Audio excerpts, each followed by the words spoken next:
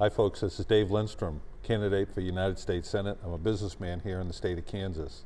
And it is my honor today to be with our campaign chairman, Dave Owen. Dave has been with us since the beginning of this campaign.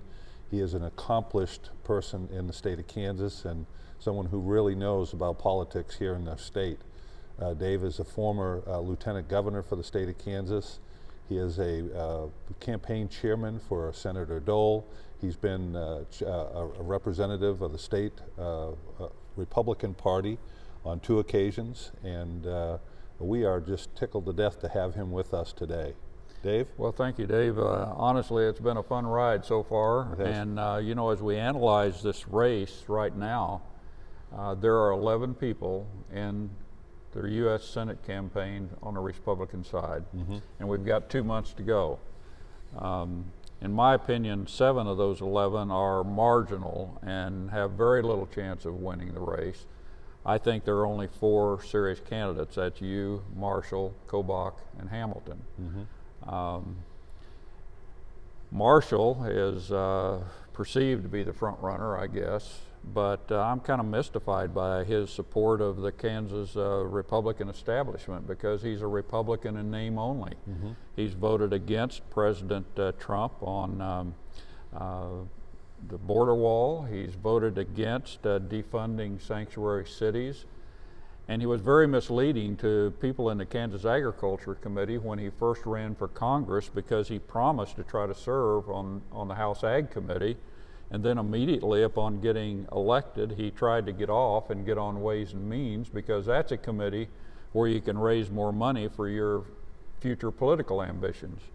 So I don't think that Marshall is going to be a long-term winner in this thing because he just hasn't been supportive out in the 1st district, in my opinion, of the ag community. I mean, we've heard the comments of Kansas ag producers all over the state saying he's basically been missing in action on helping with this crisis that Kansas cattlemen are facing.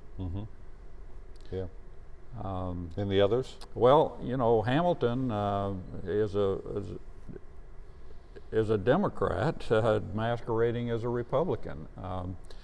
He supported Barack Obama, he supported Hillary Clinton, and that's by proof of his social media post, which he has conveniently tried to take down once he decided he wanted to get in this race. He's decided that, you know, he can spend $3 or $4 million and buy the election, and that really offends me. He ought to be talking to Mayor Bloomberg about how that worked out for him.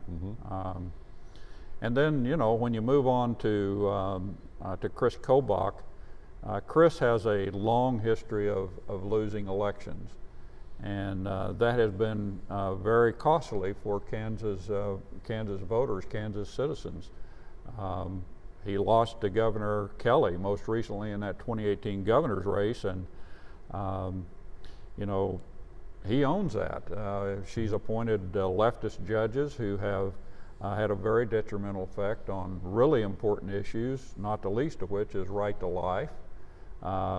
She, in this recent extended session of the legislature, made a blatant power grab, which basically stopped the reopening of the Kansas economy. And now she wants to trace Kansas citizens as they move around in their personal lives as a result of her great interest in invading their personal privacy.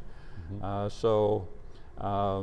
like I say, Chris owns all that, not to mention the fact that he's just an organizational disaster in everything he touches. Yeah. Well, that's a unique perspective, and I think it's an insightful perspective as well. What about our campaign? What are your thoughts of the last 15 months that we've been traveling around the state? Well, I think the fact that we have been traveling around the state and it's given you an opportunity to meet with Kansans on their turf to find out what the issues are that are important to them and the challenges that they're facing. And you know, we turned up one that after we learned what was going on in the cattle industry, and you wrote that letter to President Trump, and then he immediately call for an investigation of the big 4 packers. I think that's evidence of your effectiveness.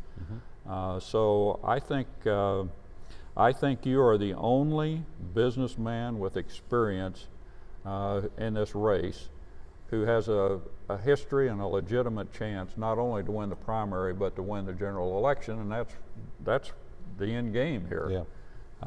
The fact that you are from the county where our perceived opponent, Barbara Boyer, is from, and you have won every election you've ever run here, is important, and it's evidence that you are a winner. You win elections, you don't lose elections, and I think that we're in good position, and I think you're in great shape to win this race. Well, thank you, Dave. We are working hard. You and I and the other folks on our campaign, our kitchen cabinet and our supporters are all working hard for the same thing, and that's to represent Kansas values in Washington, D.C. We've been traveling a lot of miles all across the state, listening to the folks of Kansas, and not only listening to them, but hearing what they have to say, learning about their needs and their challenges. And you touched on the cattle producers here in this state who are fighting against the packing houses, and that attention now has been brought to the president, and the federal government is trying to step in now to get some changes made on that in that regard. We are working very hard. We will work for you. We are not beholden to any special interest, but we need your vote on August 4th. Please vote Dave Lindstrom on August 4th.